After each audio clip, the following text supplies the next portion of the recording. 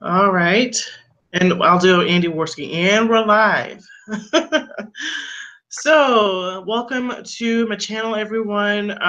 We are going to be talking about Kilroy. And if you haven't seen that stream with Sinatra Says, I definitely recommend checking that out. Breaking news. I was a VIP ticket holder for Kilroy. I have started the, refund process today. I am no longer interested in attending any of the panels, seeing any of the speakers because of Bass Mama and her actions. So I have a guest with me. His name is Chris. He's in Australia, so it's like totally daylight outside and it's awesome weather. So say hi, Chris. Hi. That's all I've got. Okay, no problem. So you are going to Kilroy. So Yeah. you haven't gotten a refund or anything yet. So do you think you're going to? I mean, when you tagged me on Twitter a few hours ago, that was another tipping point for me. I thought, do I need to get out of this now? I know I've only got 90 days to get a refund through PayPal. And considering Bass Mama has locked down her account, Sister Danger is no longer involved in the event. Some other guy who you said, I think you said his name was Luke, he's no longer involved in the administrative side of the event. Everyone's pulled out. As you and I both know, the speaker list has changed on and off, even within the past, 48 to 72. I am seriously considering a refund. I will still be going to Phoenix, but whether or not I'm actually attending Kilroy is another story. The only thing that's keeping me holding my ticket at the moment is Kilroy in itself is going to be a really exceptional meetup. Just, attendee to attendee, even if the panels are shit, even if the speaker list is not initially what we were promised and paid for. But yeah, it's just, it's just turned to crap. And I'm just concerned purely at this point with the exchange rate I didn't get the VIP ticket like you did. With the exchange rate, my ticket cost me effectively the same amount as a VIP ticket, just for the premium ticket to attend. So I just don't want to be stiff for the money. I just don't want to be out of pocket. Yeah, you don't want to waste your money and then you pay for a ticket and then you go and it's like lackluster. So my thing was like the first set of guest speakers were great. Like it was Blair White, it was Bunty, Andy, Chris Worski, it was some black guy, it was Lauren Southern, Faith Goldie, all the people that you watch on YouTube on a daily basis. And I was stoked. Jeff Holiday. Oh, no. Jeff Holiday exception. Yeah, I wasn't too excited to see him. I mean, he was an exception before the whole server thing blew up. I was kind of excited to see him, but now that the server thing has happened, not so much. But there were lots of people that I really wanted to see. And then, like we discussed before, Blair White was on the list to, be one of the speakers. And per her live stream that she had, I think yesterday, or was it the day before? I can't remember. She said that she did not even formally agree to go. She just said she was interested. She showed interest, and they put her face, her name, and her Twitter on the, speakers list. And that's literally false advertising, and I think that, for you to, not you, but Bass Mama, for her to make such a mistake, she knew that she wasn't really confirmed. She didn't sign anything. So why would you put your name on there except to draw more attention to it so that people can buy more tickets? So I think just all of the actions from Bass Mama and everyone else seems to be, trying to make it right. Even Dave in the beginning, like saying, oh, you don't have to sign the NDAs or the non-competes. And it seems like just Base Mom was like, no, you have to sign them. And then he's like, whatever, I'm out. So he dropped out. And then all these other people dropped out. And then it just became like a cluster. It just became just a crap show. I don't think there's any innocence or naivety on Base Mama's part. I mean, if you look at the timeline of events chronologically, this crack that occurred was when Tim Pool he posted his video in regard to the NDA agreement and the non-compete agreement, and then within days after that, we had a massive fallout. And I believe, other people have covered this far better than you and I could, Right. and far more succinctly. But I believe that Tim Pool released his video. The event was fully funded, 80,000, 85K plus. And then you've got the doxing server tied in, and Brittany Pettibone, James Alsup, Faith Goldie, and Lauren Southern were all disinvited from the event. 4 key figures who were used to sell tickets were disinvited from the event. Was fully funded, and since that point, we've gone downhill. And I truly believe, I think I'm going to be, honestly, I'm going to be very, very surprised if I get to Texas. If I get to Phoenix, I apologize. If I get to Phoenix in April of next year, I'm going to be very, very surprised if the event is still on. Yeah, it seems like it's going downhill really fast. And a lot of people were like, oh, this event's not going to happen. I really didn't believe that. But with this happening, with Base Mama privating her account, both of them, and literally just hiding. I mean, and like I said before, me and you talked a little bit before we went live. I tried to give her the benefit of the doubt. Maybe she's just overwhelmed with people, adding her on Twitter, emailing her, whatever it is. I know it's probably very stressful. But the way, whenever she was confronted the first time, she was super condescending. She was like, I have to protect these people, blah, blah, blah. She, that was her excuse, protecting people's identities, things like that. Trying to protect them from doxing. But yet, you're in the server. Whether she knew or not, we don't know. I mean, there's no evidence to support it, but we don't really know. But, you can tell that being in that server alone showed that she has a bias against the alt-right or anyone who she thinks that they're alt-right, I guess. Because I don't really necessarily think that Lauren Southern is alt-right or Faith Goldie is alt-right. You can probably make that case for maybe James Alsup, maybe Baked Alaska, maybe some others. Brittany Pettibone. Some people like that, but Lauren Southern and Faith Goldie, I mean, they have their moments, maybe, but I don't think they're alt-right. Alt-light is more like it, but super excited to see her definitely. Though. But here's the thing where I will not make excuses for Base Mama. She may well be overwhelmed by her social media blowing up, etc., etc. But also, isn't that what she's always wanted from day dot?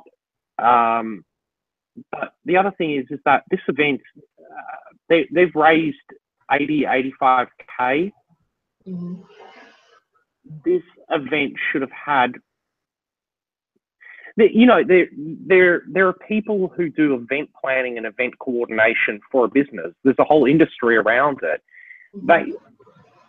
Base Mama and Sister Danger, whatever her name is, Sister Danger, they could have dropped 5K of those funds, hired an event organizer or an event planner to make sure this shit didn't happen, but they chose not to. And I think this is where I'm concerned, where you're concerned, where a lot of other people are concerned, is that there is a very, very strong chance this money has been misappropriated. I honestly don't believe that they're spending $40,000 on security. I don't think there's any need to spend $40,000 on security. So, you know, I wonder whether or not if this event will close down the, you know, after the 90-day period or after the 90-day PayPal refund period, which, you know, it's going to differ for a lot of people, but the time window is only going to be probably 7 days. The majority of those donations and tickets were sold within a period of about 7 days. So I don't know if I'm making myself clear, but 90 days from when all those tickets were sold, I have this gut feeling that down. Yeah. It's a I guess like a, you don't want to think that, but that's all that goes through your head. She's going to take the money and run. Is she going to take the money and run? I mean, with her account going private, her condescending tone, she's trying to make, like, I don't know, we already know that she claims to have very high IQ. Maybe that's why she's so condescending.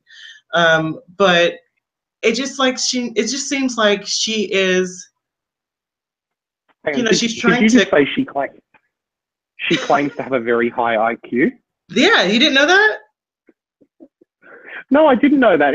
Anyone who claims to have a very high IQ has a low IQ. I mean, it's like, yeah, it's like a guy who claims to have a massive penis. Yeah, there's a video where she's saying, my IQ is very high. Yeah, I don't know. I've been seeing that all week. My IQ is very high from Base Mama in one of her videos. Anyone who says that is probably on the spectrum at some point. Yep. And I don't know, like, I mean, for Base Mama to take the reins on this, I mean, like, she only has what, like 3,000 subscribers on her channel. Like, she's not a big channel. Like, she's not, I mean, not to, you know, I'm not trying to be mean or anything, but like, she's like really not, she's like nobody on YouTube. And for her to take the reins on this. I'm sorry? Hello? No, I just said she's a no one. Oh, yeah, basically. Yeah. She's like a nobody. And for her to take the reins on this huge event, I mean, it's only 2 days, but, and then, like, first it looked like it was going to be VidCon 2.0, but I guess the skeptic version, I don't really know any other name to put it, and it looked like it was going to be a great time. You know, all your favorite YouTubers, they get to say what they want because it was labeled as a free speech conference. And then she tried to make it, it's not a free speech conference, it's about free speech. And she tried to make it to what she wanted to be and not what people were expecting. And that was the first red flag. Well, the first red flag was Tim Pool. And then when she's trying to change her story that it's not a free speech event, it's about free speech.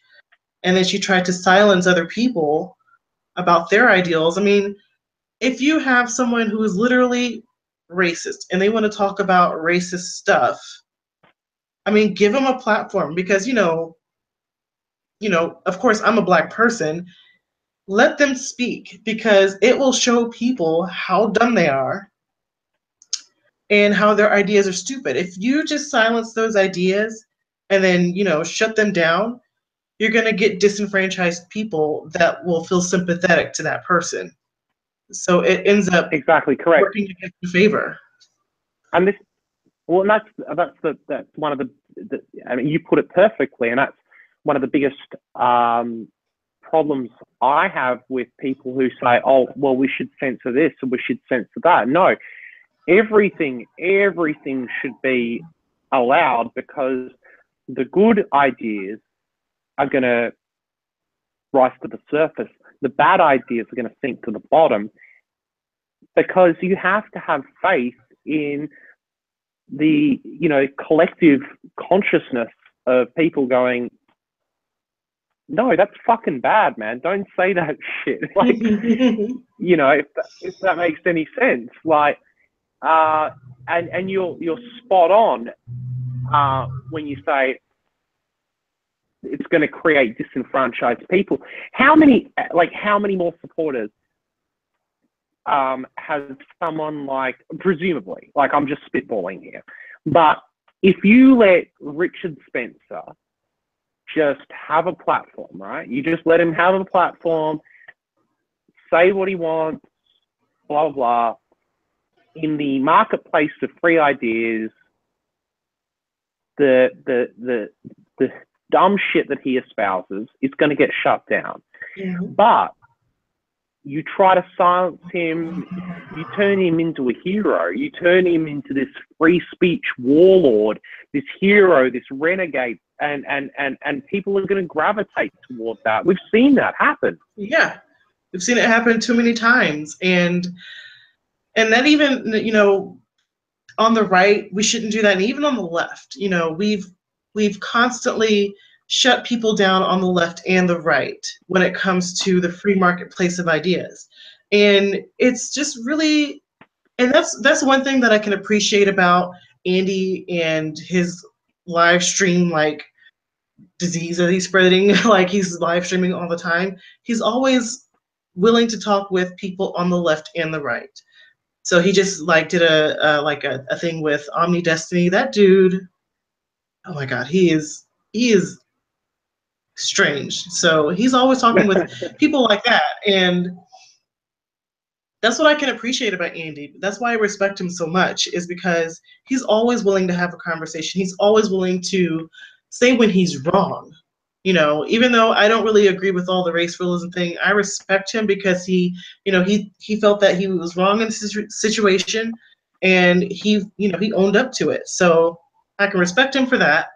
And then you have people like Base Mama, even though if she doesn't think that she did anything wrong. Let's just say she didn't. Let's say she didn't do anything wrong.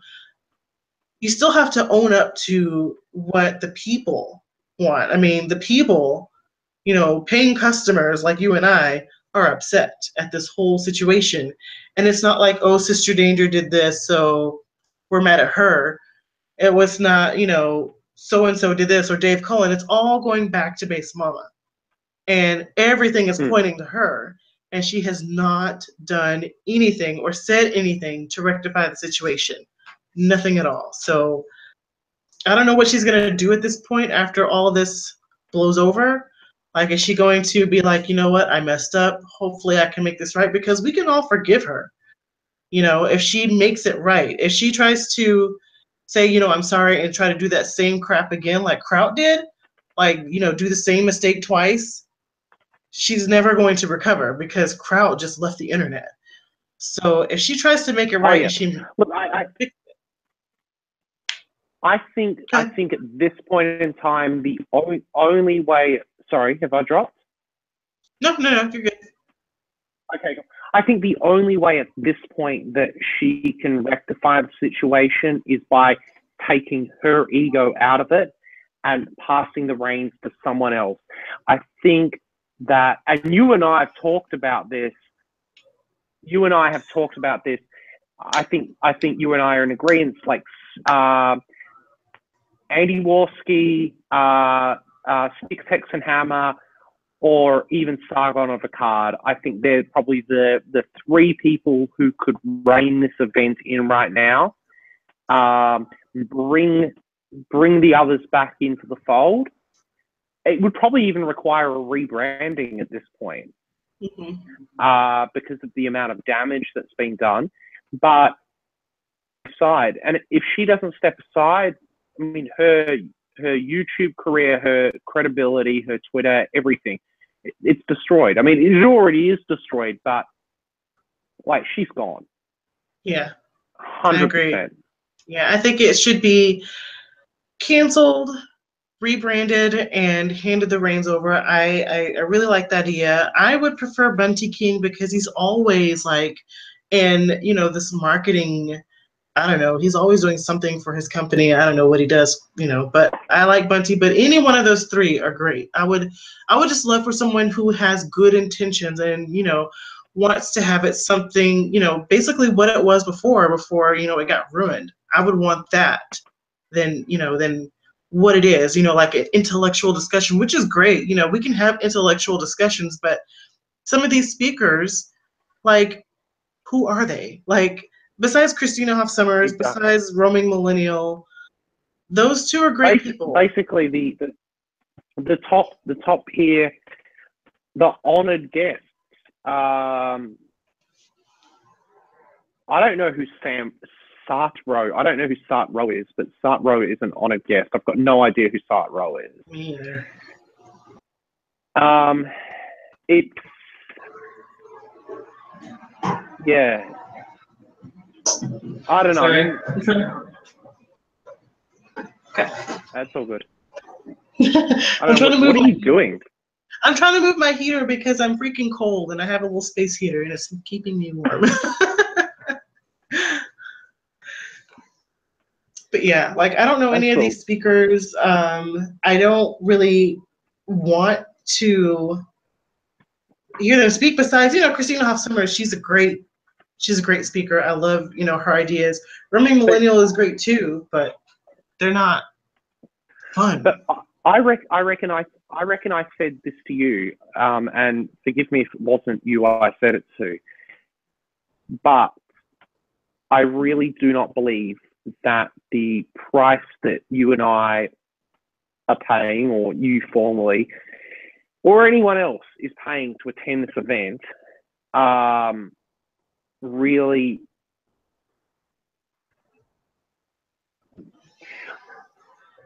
I get what you're saying. I really don't think seeing Christina Hoff Sommers and Roaming Millennial equals the amount that we're paying for this event, especially considering the initial and original lineup of speakers that we were supposed to have. This event was supposed to be, like you said, like VidCon 2.0 or MythCon, but for our side of politics, for the skeptic side of politics, and for people like you and I, who, we're not hard right-wing people. We're pretty centrist. You and I we can hang out and chat with people who are on the left, as long as they're bringing common sense arguments to the table, that as long as they're not being crazy SJWs, as long as they're not being virtue signaling fright bats with pussy hats on their head, whatever.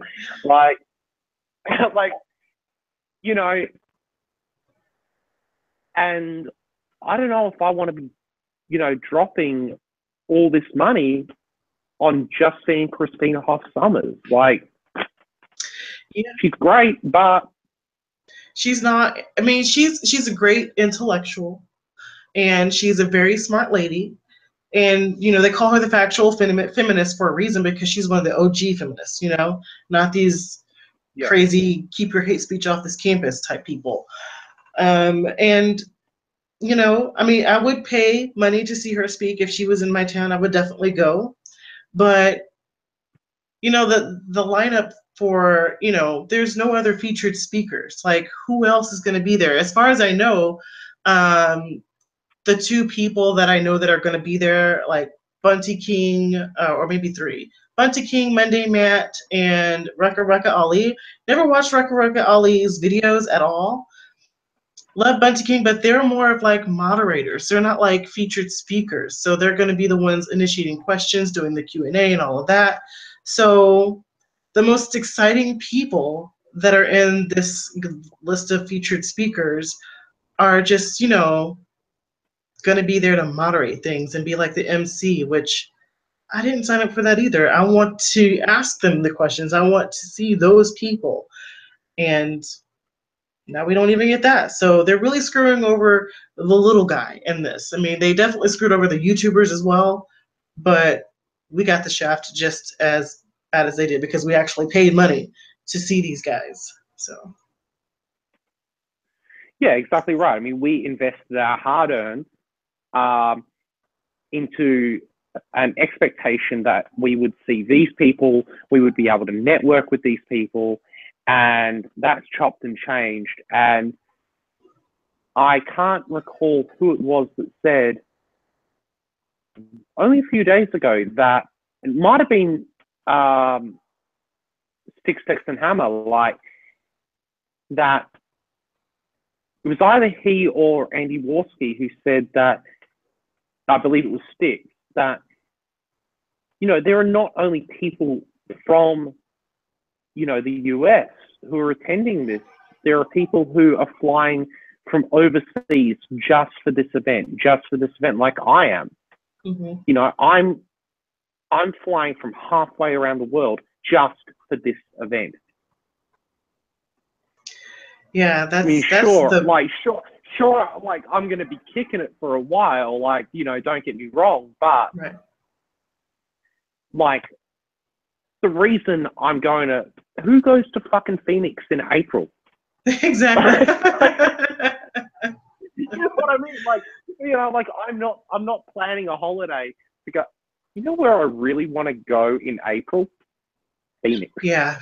Yeah, I mean... Specifically downtown Phoenix. Downtown Phoenix is where I want to spend, like, the latter part of April. Like, no one does that. And yeah. so there are a lot of people who have invested time and resources into this, and Base Mama, like, it is just so, it's so incredibly telling that she cannot see outside of herself and outside of her own individual goals, objections, or motivations. She cannot see the bigger picture of, hey, there are people flying from all over North America. Like, we were in a thread today. There's some chick, and she's trying to cancel a ticket. She was flying from New York. Mm-hmm. You're flying from Texas. Mm-hmm. You know, I got a friend of mine, shout out to Harry, Swamp Cleaner Harry. Like, you know, he was flying from Pennsylvania. Nicole, like, you know, she's going to be coming down from Portland. I'm coming from Australia. Like, a lot of us, no one lives in fucking Phoenix. A lot of us are coming in from either domestically or internationally for this event based on the initial roster, and now it's turned to shit, and we don't know what to do. And Base Mama, I'm sorry, can go and fuck herself. Yeah, that was really. Yeah, it's a mess. No, it's fine. It's a mess, and she made the mess, and she has to own up to it. And I don't know if she will or not, honestly, but if she does, you know, I'm a forgiving person. You know, me coming from a Christian household, I am all about forgiveness. But if she doesn't do anything about this, if she just says, you know what, I messed up, but I'm not sorry. You know, she does her whole little condescending thing. Like, there is no going back for her. She's another Kraut. She's off the internet. She's, you know, ostracized from the community. I'm not going to ever give her my, you know, no respect, like, at all. So I just don't like the way she's handled this whole situation. It's so easy to fix. It would be so easy if she would just, like, you know what, the contracts were a bad idea. But that's the problem. You look at her YouTube channel, you look at her Twitter, you look at everything about her. She is so egotistical. She is so, it's all about me. I'm the one woman show. Eyes on me, eyes on me. I've got 3,000 followers. That's it. Yeah. She is not gonna back down. She's not gonna apologize.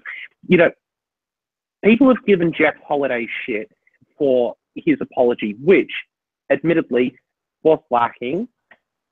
And I do believe that he was definitely playing a little bit of acting there and stuff like that. But I do like Jeff. I think he's a cool guy. But, you know, she can't even do that. And she won't do that. You know, she won't even give the theatrics and fake stress and stuff that Jeff gave us. She won't give us that. Yeah. It's really telling when you can't even pretend to be sorry. 3 months time, she's going to be off Twitter. She's going to be off YouTube. She's done. Yeah.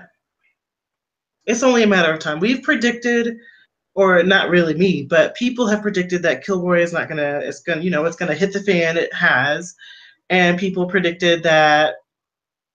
They're really good at predicting these type of things, and it's pretty plain to see that she's going to deactivate all of her social media. Whether or not she, does the right thing and gives us all our money back and cancel the event, who knows? I hope she does the right thing and does that. But any type of public apology, I don't see that coming from her. Her pride is just, it's her baby, and she doesn't want to hurt it. Yeah, she's not going to burst that bubble of her pride at all. I don't see her doing that, and she thinks she's like this anomaly. Oh, I've got 6 kids, and I'm an ex-Muslim, and she always used these like identity politics type of tactics, like I'm a mom, I'm an ex-Muslim. Oh, like we don't care. I know that right-wing sister is my my YouTube name, but I don't be like, hi, I'm black. Look at me. I'm a conservative. Look at me. Hey. Like, I don't do that. Like, I talk about things from a black Christian, perspective, because the people that I want to talk about things from. Sorry, I overran you there. No, it's just fine. I was just gonna say, like, I do that so I can reach out to my demographic. Like, she's not reaching out to any type of Muslims on her channel, at least not to my knowledge, because no one watches her channel for one. But I try to reach out to black people and get them. It's nail on the head what you said right there. She's not reaching out to any Muslims. She's certainly not reaching out to any responsible parents. No. She's not reaching out to any of the identity groups which she uses as her branding, basically. Mm-hmm. Yeah, she's not, and but I don't. Go ahead. Nothing to say. Yeah, it would be one thing if she was always reaching out to, Muslim people or, ex-Muslim people who kind of feel disenfranchised, reach out to them. I try to do that on a regular basis on my channel. I try to. But I don't know, like, I see so many ex-Muslim people, and wait a minute, let's talk about that one chick, Haram Desert or whatever, and how she was like, because I saw Thomas Ellington's video about her, and she is an SJW. I gotta say that I don't about Haram Desert, but with that being said, big shout outs to Thomas Ellington. Yeah, he was the one that got me hip to all her stuff, because I remember seeing her response to Tim Pool about, being protected and all of that. And I was just like, if you want to be so protected, why don't you just, live stream the event from your protected house and not go? Like, we don't want to put your life in danger if you come to this event. Yeah. So I was just like, and then she was like saying you're not an ally to women or ex-Muslims. I'm like, that's SJW talk. Are you an undercover SJW like Candace Owens? Are you an SJW? Oh, there's a lot of Candace Owens style stuff going on here for sure. Yeah. 100%. But this is pretty much like Candace Owens 2.0. This is just this is like Candace Owens ratcheted up, and all of us like we paid for the Candace Owens experience. Pretty much. And I had I didn't really have her. Go ahead. No, once again, nothing to say. Oh, okay. Well, I was just gonna say, like, I remember making a video about Candace, to begin with, because I didn't really know the story. I try not to judge people by their past, and I try to look at their present actions, and her present actions didn't indicate to me that she was an undercover SJW, only her past actions. But that stream with Blair made it clear to me that the quote unquote debate, which was not a debate, it was painful to watch. Like, it was painful to watch. And admittedly, I love Blair, but even Blair in that instance was painful to watch. Yeah. It was just a screaming fit, and I just felt bad for Dave. Yep, me too. Like, I just felt for him. Like, I just wanted to walk in there and rescue him, you know, just like, come on, buddy, let's go. Man. Yeah, it was so painful to watch. And I watched the whole thing. Well, I paused it for a long time, and then I finished it. I was like... Did you, like, pause it for a long time, and then, like, did you, like, you know, go and have a shower and meditate and just, I don't know, shoot up some heroin or take some opioids, you know, just get you through the latter 50% of that stream? Like, it was shocking.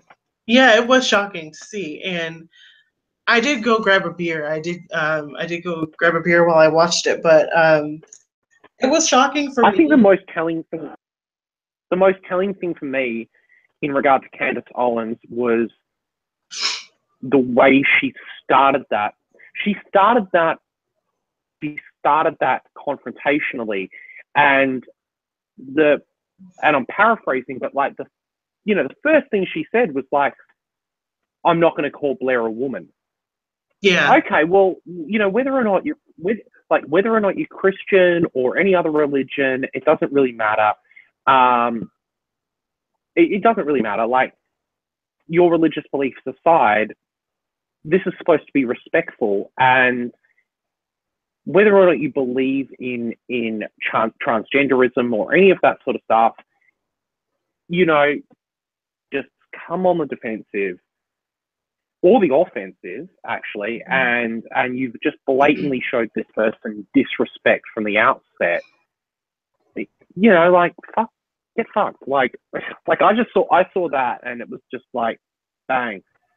Yeah. You know, that was like cracks all over for me in regard to, you know, her.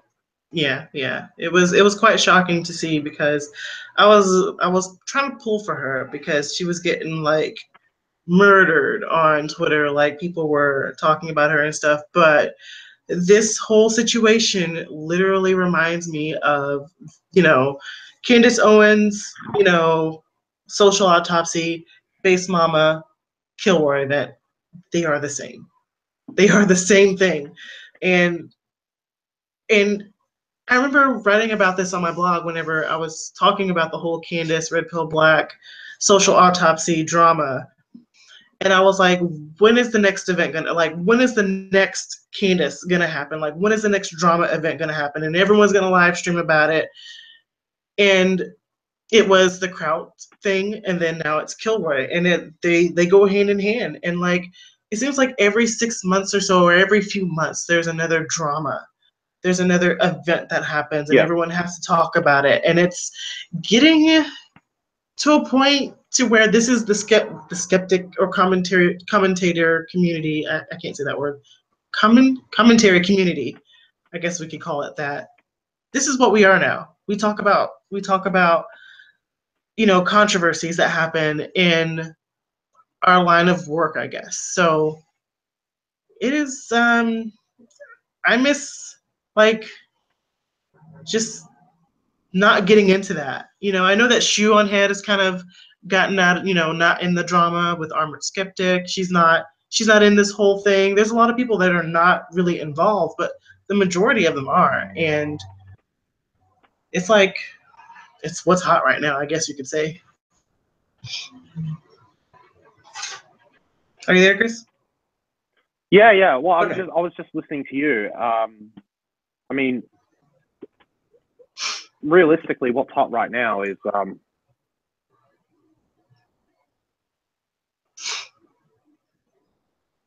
just that mustache.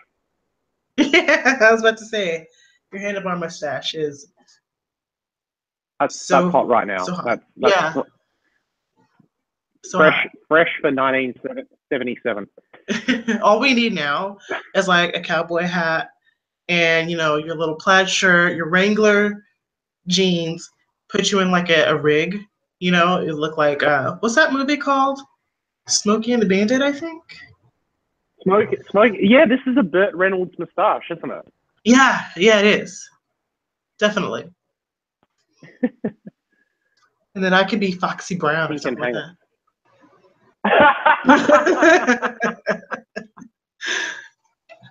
Those 70s movies. My dad loves those 70s movies. He used to what is that movie? I think it was Blackula. I think he watched that. Yeah, I know that. Yeah. But I think the one that he loves is I'm Gonna Get You, Sucker. And that one's, I think, either 80s or early 90s. He thought that was like the most hilarious thing ever. I'm like, he likes corny movies. Zoolander is like I can tell. movie. Yeah. He thinks Zoolander is the funniest movie of all time. Lies. Zoolander is it's a bloody funny movie. It is funny, but is it the funniest movie of all time? No, not at all. Your father is well wrong there. He's well wrong. But admittedly, it's hilarious. It is. I would agree.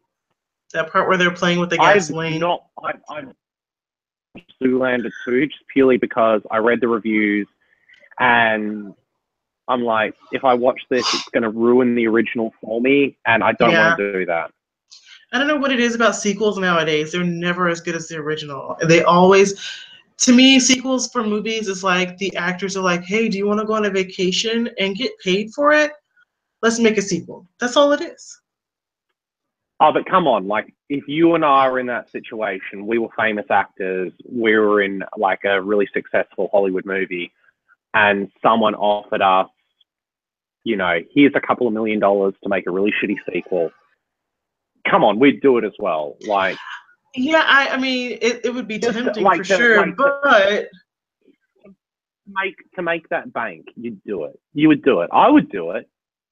I don't know. I mean, I probably would do it, but I would want to do a good job at it. Oh no! Look, I'm sure, like you're going to put in your best effort. Like you're going to put in your best effort into acting and all that sort of stuff. But if the movie itself is shit, I mean, you're not going to feel any shame when you have like a $5-10 million payday at the end of it, and you're lounging in the Caribbean somewhere, drinking mojitos and and wearing bathers. Like it's like that's gonna absolve any and all guilt that you may previously have had. True. About starring in a shit movie. You are right. If I was an actress, I would definitely. I'm always right, but you and I are both right. Both right, like politically. Oh man, that's funny. But yeah. Well, like I write with my left hand, but I always shake with my right. Cool. Well, that went over your head. It did. I don't get it. I didn't want to say anything. That's cool, sister from Texas. Sister, yes, Dallas, to be exact. No, I was throwing out that Aretha Franklin reference that we were talking about. Oh yeah, about. that's right. I'm not familiar with that song though. I only know like the popular ones, and then the one that I played in jazz band, which I played the clarinet. So Moonlight Sonata was my song. All right, hang on. Here we go. What? Here we go. What? Here we go. Hang on.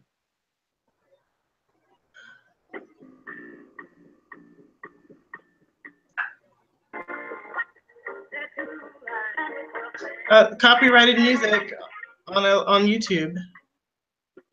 Are you monetizing live stream? I don't know. I don't know how it works. I guess so, maybe. Here we go.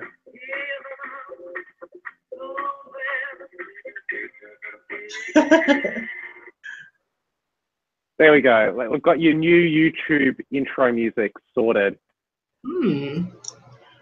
Doesn't sound like a bad idea. I'll have to, of course, tweak it a little bit so it doesn't like get the what is that warning? I don't know, the WM something. Like a DMCA warning? Yeah, DMCA, yeah. I don't want that. Yeah. But I can always get around it, so it's cool. It's easy. Yeah, just get around it by just saying, like, some guy from Australia said it was okay to do. He's authority. Go and target Crocodile Dundee. Like, go and target that guy. Yeah, I'm thinking about doing like something different with my channel, but yeah, I don't know what I'm gonna do. You already have. You've got Crocodile Dundee on here. Crocodile Dundee, man, that movie. I think my dad loves that movie too. Is that the one where he said, "That's not a knife. This is a knife"? Is that the one? Yeah. Okay. Yeah. I think I've only seen that like once. Your father is truly a connoisseur of great movies. I don't know about that. So far, we've got Blackula, Zoolander, and Crocodile Dundee.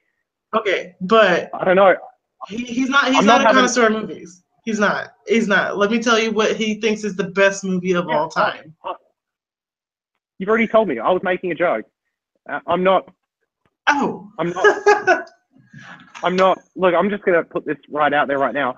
I'm not gonna hang out with your dad at any point and watch movies.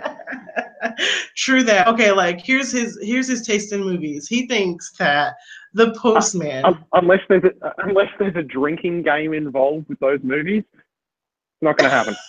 I know, right? Have you ever heard of that movie, The Postman, with Kevin Costner? It's like the horriblest movie ever. You said Kevin Costner.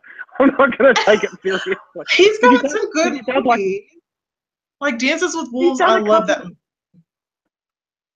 Dances with Wolves, awesome. You and I are like the same age, so you would remember this. Back in the day when there was like, you would go to the video store, you go like Video Easy or Blockbuster. Do you remember Dances with Wolves I reckon it was like 4 VHS videos because it was so fucking long. Yep. It was definitely more than a double video. It was like 4 fucking videos. Yeah, I remember. It was like twice as long as Titanic, and that came on 2 VHSs. But that one, it was a good movie, but it was just so long. Like, it was so long. But like, my dad likes movies like The Postman, which is an awful movie.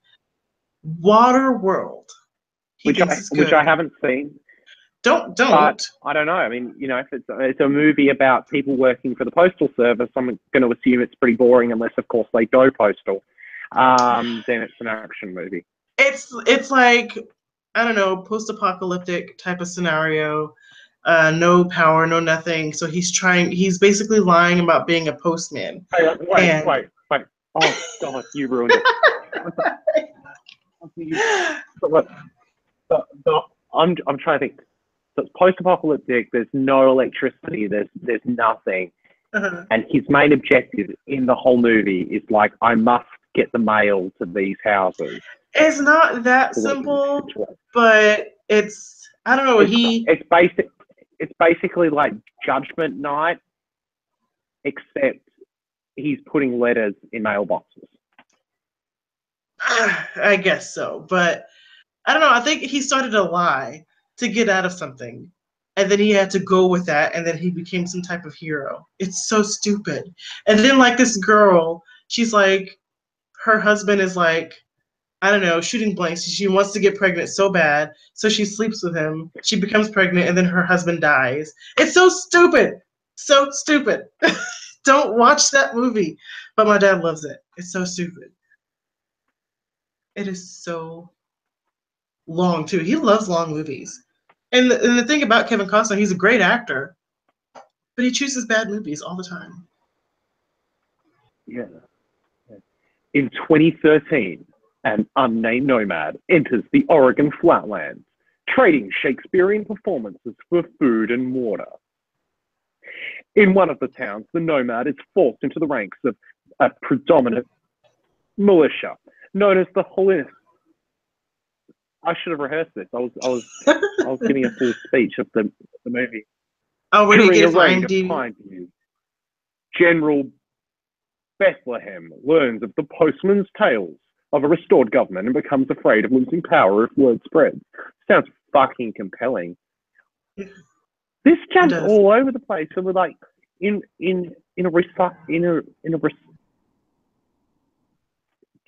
this stream's fucking divulged into shit, hasn't it? Yeah, it's quite the plot. It's kind of complicated and it's all over the place. I haven't seen it in years, but it is the most boring movie, and I don't know. My dad just likes movies like that, and like some movies he gets right, you know, like the original, like Terminator 2. He likes those movies. Hold up. The Postman, Tom Petty is in The Postman. Tom Petty's in The Postman? He plays the mayor of Bridge City in The Postman. I don't recall. Tom Petty is in The Postman right now. Wait a minute. Tom Petty. I'm gonna go on the IMDb. And it came out in 2013? No, it's set in 2013. It came out in 1997. Okay. 2013. They really thought that it was going to be like that in 2013? Oh, wow. So it had a budget of $80 million and it grossed $17.6 million at the box office. They lost. Yeah, they did not make a profit off of it. It says a nameless drifter dons a postman's uniform and bag of mail as he begins a quest to inspire hope to survivors living in post-apocalyptic America. So he just put on a postman uniform and he was just pretending at the moment. And then he kind of just went with it. It's so stupid. Tom Petty. Sounds absolutely. Yeah, he's definitely in it. Yeah. You there? I'm here. You there? I'm here. I'm gonna have to leave this live. I'm gonna have to leave the live stream. Oh, okay. No problem. We've been going on for, a minute. So thanks so much for joining me. It was a ton of fun, and we should do it again. 100%. 100%. We had oh, look at that. I say I'm going to leave, and then we had 6 people watching, and now there's 4 people watching. Obviously, they're here for the Australian. Yes, and that mustache. It's all you, boo. Well, it's sex appeal. It's sex appeal. I bring the sex appeal to your channel. Yes. But I'm going to have to bust out because it is New Year's Eve here, and we've got some Jägermeister to drink here, and you do all that and whatnot, but no, thanks for having me. I really, really appreciate it, and we'll definitely have to do this again soon, especially when I get my new channel, a re-up, happening. All right, no problem. So everyone go follow him on Twitter. The 4 people watching. At Chris Logic Media. If you can't understand Australian, deal with it. I'll update it and link it down below. So thanks, guys, for joining. I'm going to end the broadcast. Have a great day. Happy New Year.